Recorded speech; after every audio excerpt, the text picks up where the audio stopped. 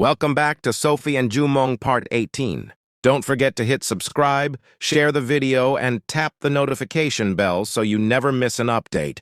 Thanks for joining us again. The evening stretched long and soft around them. Gentle music long faded. The last candle flickering on the sideboard near the empty teacups they'd forgotten to clear away. Sophie sat curled on the corner of the low couch. He crossed the room quietly and stood in front of her. For a moment, he simply looked at her, as if memorizing this softer, unguarded version of her face. Sophie. She lifted her eyes, calm but searching his. He reached out, brushed his thumb under her chin so lightly she almost didn't feel it.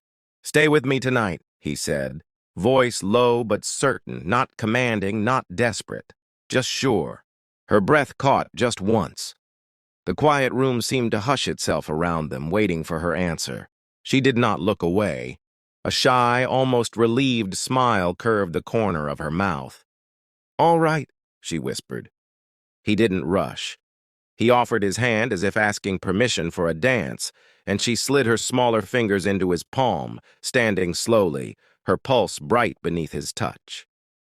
He led her down the short hall, but instead of the guest room, he stopped at the wide double doors of his own bedroom, the room she had never seen past its heavy, closed frame. He pushed the door open with a soft push of his free hand. The room breathed with a gentle hush.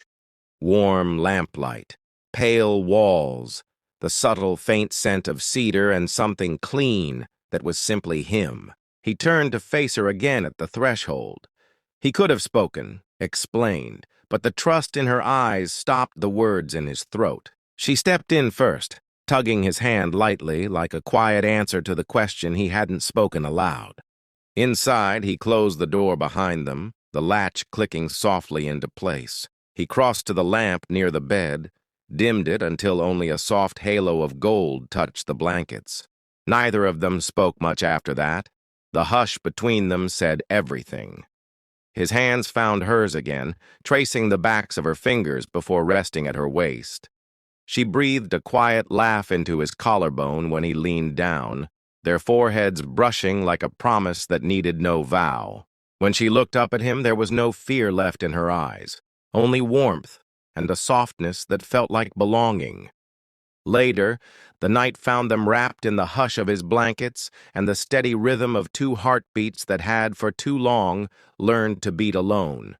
Nothing hurried, nothing taken, only given, slow and gentle. And then the silence of the world outside fading into nothing. The morning drifted in soft and unhurried, sunlight sliding over the edges of the curtains Jumong had forgotten to draw the night before. Sophie stirred first, blinking sleep from her eyes as the quiet warmth of his shoulder anchored her back to where she belonged. When she moved, he opened his eyes too, a small, sleepy smile pulling at his lips, before he leaned in to brush a kiss to her temple, a silent good morning that made her cheeks warm in the hush. As he shifted to reach for his phone on the nightstand, the sleeve of his shirt rode up just slightly, revealing the pale mark high on his inner arm. Sophie's gaze caught on it, her sleep-hazy mind blinking fully awake. She reached out, tracing the edge of it with her fingertips, surprised at how familiar it looked. "You have this scar here," she murmured, a quiet wonder in her voice. Her eyes met his, a small, puzzled smile playing on her lips. "By the way, Gina has the same scar, right here too, same place." Jumong glanced down at the mark, the tiny flame-shaped scar he'd never given much thought. He covered her hand with his own, brushing it off gently, but filing her words deep in the back of his mind, where 1,000 hidden truths already stirred. A little later, wrapped in steam and gentle laughter, they shared a shower, not rushed, but playful, their giggles muffled by the sound of water and the easy closeness that needed no explanation now. He helped her find a towel, his fingertips tracing a line down her arm before stealing another kiss, softer than the droplets on her skin. By the time they were dressed and seated at the sunlit dining table, breakfast was laid out for them, Warm pastries, fresh fruit, and tea poured carefully by the house staff, who pretended politely not to notice how different their master's eyes looked this morning, calmer, brighter. Between quiet bites and stolen glances, Jumong's phone buzzed on the table beside his plate. Sophie caught the name before he picked it up. Gina. He swiped the message open, reading quickly, a soft smile breaking across his face. "It's from Gina," he told Sophie, setting the phone down but keeping her eyes locked to his. "She says the company cars arrived at her parents' place right on time. They're packing everything now. She told you to call her when you're free, and—" He paused, an amused, curious edge in his voice. Jumong nodded, then leaned back, watching her pour him another cup of tea as if it were the most ordinary thing in the world for them to share mornings like this. Inside, he wondered if he could make this, her here, every sunrise, something more permanent one day. But he bit back the words for now, letting the quiet clink of porcelain and her soft laughter fill the space instead. He was about to say something else when his phone vibrated again. This time, a different name flashed on the screen. "Father?" Jumong pressed the phone to his ear, feeling Sophie's eyes still on him as she slowly sipped her tea across the table. Chairman Lee's voice came through low, steady, but laced with an undercurrent that made Jumong straighten in his chair instantly. "Are you alone?" his father asked. Jumong's gaze flicked to Sophie, then back to the far window. "Yes, I'm listening." A pause, as if Chairman Lee was weighing every syllable. Then, "Meet me in town, Hotel Prince, the cafe on the mezzanine level, 30 minutes. Jumong almost asked why, almost, but something in the rare tension of his father's tone told him this was not for questioning now. "I'll be there," he said. The call ended with a soft click, but the silence it left behind was heavy enough to settle over the polished breakfast table like a velvet curtain. Sophie tilted her head, brows lifting just slightly. "Your father?" He set the phone down carefully, brushing his fingertips along the rim of his teacup out of habit. "Yes, he wants to see me in town. He doesn't do that often." She studied his eyes, reading the small lines of concern. With a soft smile, she reached across and laid her hand over his wrist. "Go, I'll call Gina in the meantime, and maybe I'll visit her once she's settled at the villa. Don't worry about me." Jumong lifted her hand, pressing a brief, grateful kiss to her knuckles before standing. He paused at the edge of the table, hesitating, then leaned down to kiss her forehead in the same quiet, tender way he had last night. "Stay here, rest. I'll be back before lunch." Sophie watched him gather his watch and phone, that unspoken weight still tightening his shoulders, even as he smoothed his collar in the mirror near the door. But her calm faith in him felt like an armor he hadn't known he'd needed. His car hummed smoothly along the main road, the city unfurling through his windshield in neat gray lines and morning bustle. But behind his calm grip on the steering wheel, the echo of Sophie's words replayed, "You have the same scar as Gina," a detail so small, so easily brushed aside before.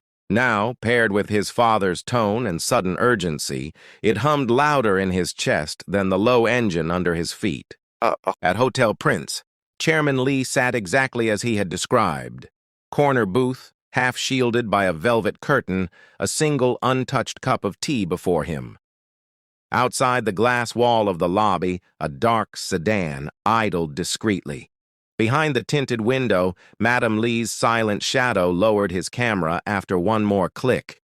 The father and son face to face at a table that no one was supposed to know about. Jumong slid into the booth opposite his father, the hush of the mezzanine cafe wrapping around them like a cocoon, far from the polished chaos outside. Chairman Lee's eyes traced every line of his son's face, as if seeing him not just as the heir, but as the boy who once crawled into his study at midnight. He faced his son squarely and said, "Last night I had a dream." Jumong waited. He did not speak over him. Chairman Lee's eyes drifted to the horizon, as if bracing against memory. "I saw my brother, your uncle. His name is Dong Hyun." Jumong's heartbeat flicked once, then steadied into an attentive quiet. He had never heard that name from his father's lips, not once in his 32 years. Chairman Lee continued, voice tightening around edges that pain had dulled but never healed. We were twins, identical, in every sense except temperament. He was softer than me, kinder, but he believed too much in goodness and just in people. He paused, a tiny bitter smile ghosting his mouth. I believed in duty. He breathed out, frost misting in the cold air. When you were born, you were never meant to be part of this house, not the way you know it now. Your mother, the woman I truly loved, gave birth to you in secret. She was taken from me. And Dong Hyun, he saved you. He risked his life to keep you alive when powerful men wanted you gone. A thin tremor rattled Jumong's chest. He asked carefully, Why didn't you ever tell me? Chairman Lee's eyes locked onto his son's, unwavering, deeply apologetic, yet impossibly resigned. Because Madam Lee's father threatened everything. My life, yours. I married her to keep you safe, to keep him silent. And once I did that, I could never tell you who you truly were without putting you in danger all over again. He drew in a long breath, the air sharp as knives. After all these years, I buried it so deep.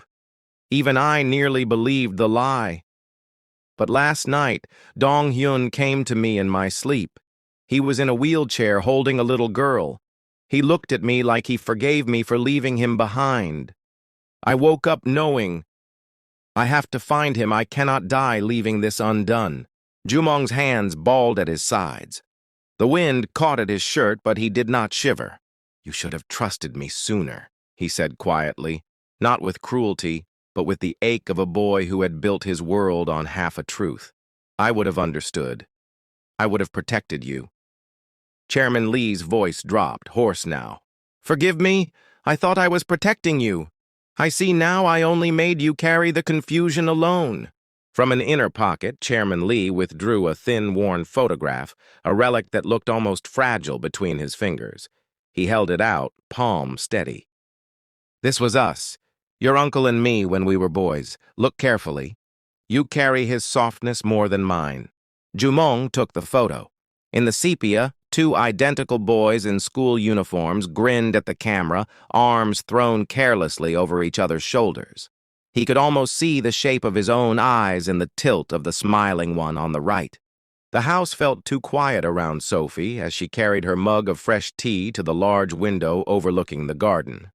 She wore Jumong's crisp white shirt, sleeves rolled up past her elbows, and every step across the polished floor reminded her how soft the night had been, how warm the morning still was. She didn't hear the door at first, but the sudden low voices at the entry made her pause halfway to the kitchen. Haejin and Heron were already inside before the housekeeper could even announce them. Haejin, calm and poised as always, slipped off her shoes with neat precision. Heron followed, her sharp eyes catching every detail the moment she stepped over the threshold. Sophie stood frozen for a heartbeat. Not embarrassed exactly, but startled by the suddenness of it. Haejin's gaze landed on her, noting the shirt, the undone cuffs. A subtle lift of one eyebrow was all the reaction she gave. Heron, beside her, let a small, amused smile play at her lips, but she didn't greet Sophie, merely glancing away to hide the bite in her eyes. Well, Sophie, morning, Haejin said lightly, her tone perfectly polite, almost teasing. Did Jumong step out for a bit? Sophie, feeling suddenly underdressed despite the shirt covering her to her thighs, managed a soft, respectful nod. Yes, he stepped out. He'll be back soon. Hiren exchanged a quick look with Haejin, but didn't speak to Sophie at all. Instead, Haejin stepped closer to the side table, pretending to study a decorative vase as if it mattered. Actually, we needed to catch him for something work-related. There's that issue with the Jun legal audit. Heron has some points she needs to brief him on tonight, so I thought we'd drop by and make sure he'd be free later. Her voice was breezy, innocent, but the undertone was clear, an excuse to keep Heron near Jumong just a little longer. Hiram said nothing, only crossed her arms and looked past Sophie toward the living room, as if evaluating how deep this girl really sat in Jumong's private life. The door opened again then. The low beep of the lock, quiet footsteps across the marble. Jumong appeared in the archway, crisp in his dark coat, eyes sweeping the room once before settling on Sophie. Something in his jaw eased when he saw her safe, then tightened again when his gaze slid to Haerin and Hae-jin, standing where they had no right to be uninvited. Hae-jin, Haerin. His tone was cordial but edged with steel underneath. You could have called ahead. Hae-jin only smiled, brushing imaginary dust off her sleeve. Appa, relax. We thought we'd save time. Aaron needs you to look at some final audit notes tonight. It's urgent for the quarterly board packet.